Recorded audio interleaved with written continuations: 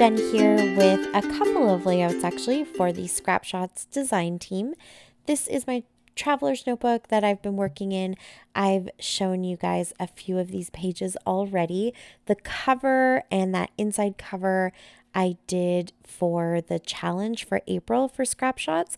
That's at their Scrap Shotz Facebook group. The link will be down below if you want to go and head over there and check it out. There's a different challenge every month. And for April, we are doing stitching. So whatever kind of stitching you like to do, machine stitching, hand stitching, or even faux stitching, it all counts for the challenge. So if you want to join along and do challenges every month, it's a great group. It's really active, so there's lots and lots of inspiration and lots of people posting their creations and stuff. So tons and tons of fun. Click on the link and go and join the group. There is a process video showing you that front cover and then this sort of inside cover. So I'm going to do a couple more pages. You've also seen me do a page for Spiegel Mom Scraps in here and also for Wild Whisper. I'm really having fun working in this book and kind of like really hyper focusing on just one project and getting as much of it done as possible. I just think that's great. I feel very accomplished by having so many layouts done in it now. So the one that I'm working on here to start is just this, I guess, the first official page of the book. So I have that big 4x6 photo that I put in there, and then very, very simple. I just added a couple of stickers. It's one of those things where I'm trying to balance having some fun, interesting, interactive stuff, tip-ins and that kind of thing. But also I know that I need to keep some of the pages just a little kind of flat and more simple and not quite as dimensional, because this will very, very quickly get kind of bulky and chunky, which you guys know I'm okay with. There is definitely nothing wrong with a chunky little album, but the problem is that if they get too chunky, the pages start to come apart and the covers don't always sit right and that kind of thing. So, I'm just paying a little bit of extra attention. So on that first page, I put that picture and a couple of stickers, and that was kind of it. I didn't really need to do anything else. I really like that picture. It's been a bit of a tradition for me now, at the beginning of every camping adventure that we go on, to take that cup and find a place where I can take a nice picture. So whether it's kind of, me sitting by the fire, or I think, where else have I done it? Oh, I have a picture kind of with the cup sitting on the table and I'm looking out at the water. And in another one, I have a picture of the cup also sitting on the table, but it's actually facing the trailer that we have. So you kind of see our little campy setup. So I'll try to do something different and unique each time that I take the picture. And maybe this year I'll pick a different mug with a nice saying on it and do something else. But I just kind of like that that's a way to introduce every new little camping trip that we take. So, that was a good way to just start the whole thing. Then I also put the title, Let's Go Camping. I used my basic gray alphas that I put into my How to Kill a Kit with Style kit. The kit is all based off of my oldest stash. So that was kind of the theme for the next quarter. And I just thought that those navy blue letters, they're kind of fun. They're really big, so I kind of had to squish them in there and they overlap a little bit. But I like that because the letters themselves are really clean. And so by moving them up and down and kind of overlapping, it just brings a little whimsy, I think, to the whole thing. So that was the first page, and then I flipped over the page and now I'm working on this one. So again, this is one where I'm not going to get too dimensional. I'm not going to start adding a whole bunch of layers of paper or lots of different embellishments. I had a bunch of pictures that I wanted to try to get into one layout essentially. So I succeeded by getting, how many are in here? 4, 8, 10. I've got 10 photos on these two pages, between these two pages.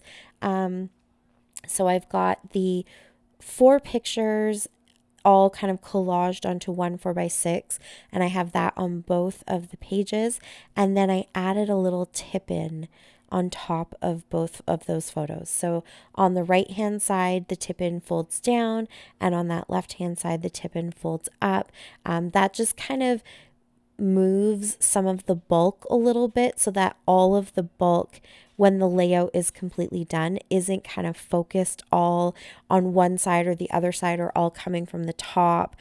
So I do like to make sure when I'm making interactive things that I kind of pay attention to where the bulk is going to be, so that I can move it around on different pages and just make everything a little bit more even. So when you fold it, you don't have one section of the book that is, thicker and harder to fold. So it's the kind of thing that if you start to make a lot of traveler's notebooks, you kind of think to pay attention to this stuff, but it's a learning experience. So if I'm saying all these things and you're like, Jen, this sounds like way too much work, don't worry about it. When you make your traveler's notebooks, when you make little mini albums, when you're working on these types of projects, you probably do this kind of thing a lot more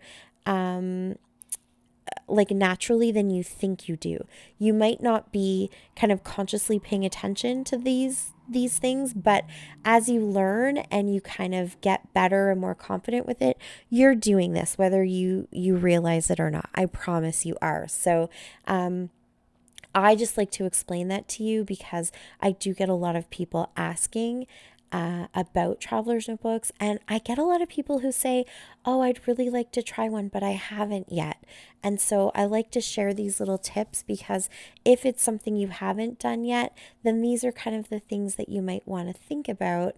And then you don't have to necessarily go through all of the trial and error and all of the mistakes that I have or, anyone else that you watch. Because for a lot of us who are the kind of people who just like to jump in and do things, we just make these mistakes and then we learn from them and we try to correct them for the next time. So, and then we share them with you so that you don't have to do that if you don't want to. So yes, so that page was really quick. It came together really quickly, and you'll notice I didn't add a ton of embellishment, just a couple little tabs and 2 little images to each picture.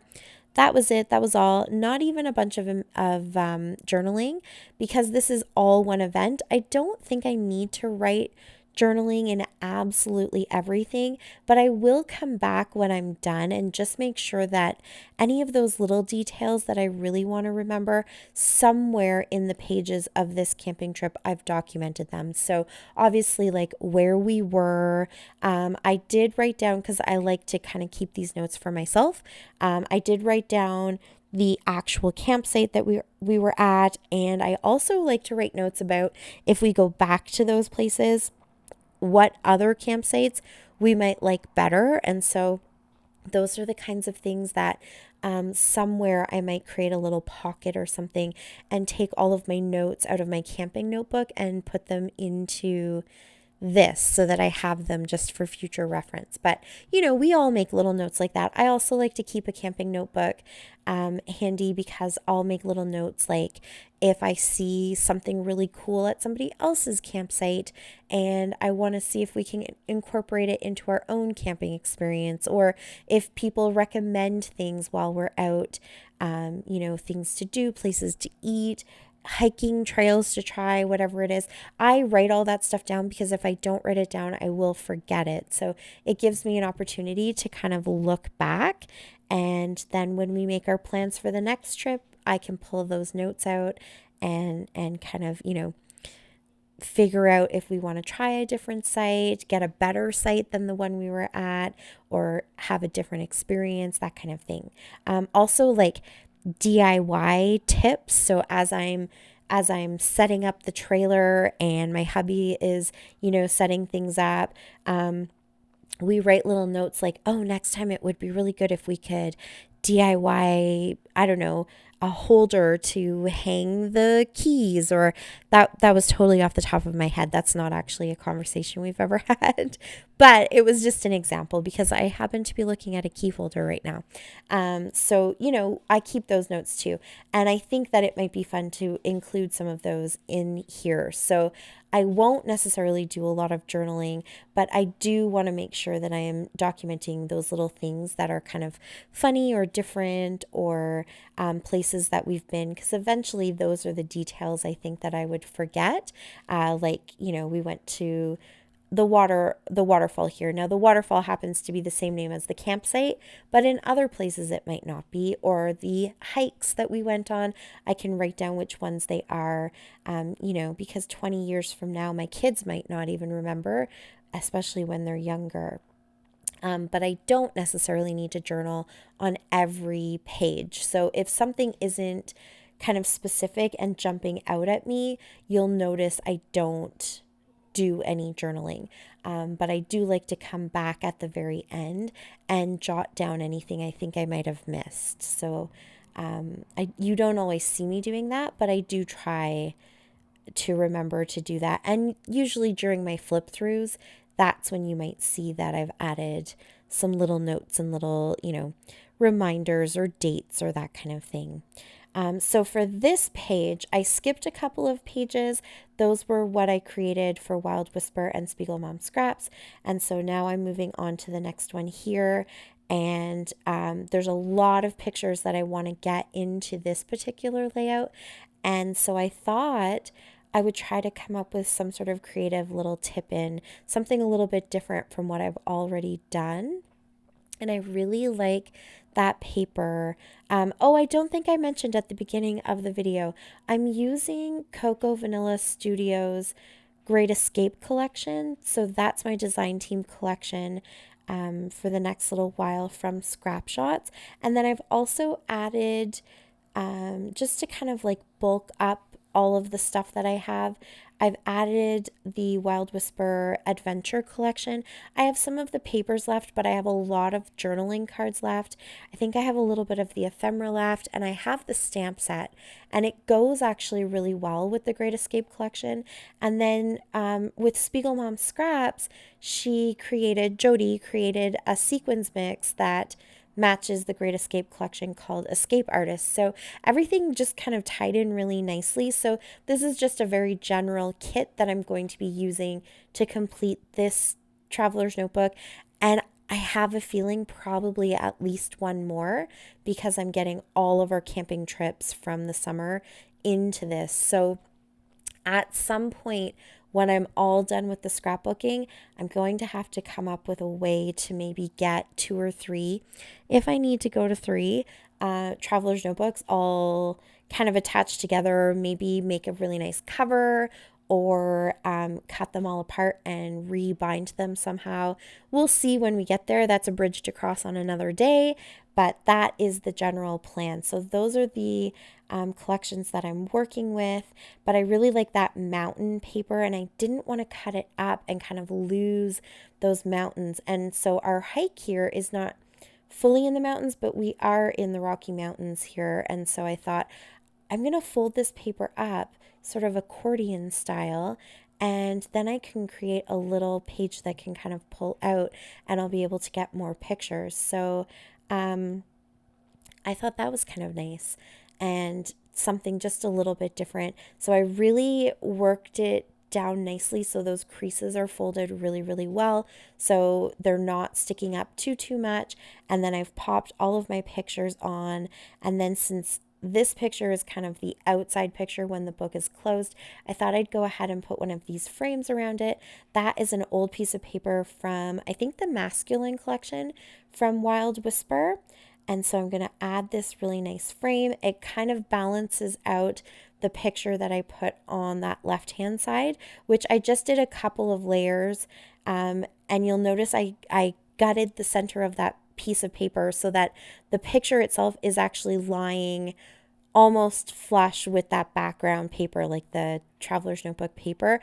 that's just a way, again, for me to conserve a little bit of the dimension and not make every page really bulky, because these layers upon layers of paper can actually create a lot of bulk as well, not just the embellishments. Oh, and on the middle page, the picture that I put there, I added a little chipboard, and I went ahead and peeled that back so that it's not as thick either. So again, just conserving the bulkiness. I had to use some wet adhesive there to stick it down. So I did kind of sacrifice the sticky backing, but that's okay with me. But that is it for my layouts today. If you guys have any questions, please leave them for me down below. And please subscribe if you haven't already. I would love to see you guys back, and I really, really appreciate all of your support. Thank you so much for watching. I will talk to you again soon. So until next time, happy scrapping. Bye. Bye. Thanks. Give me to button. Tell my channel.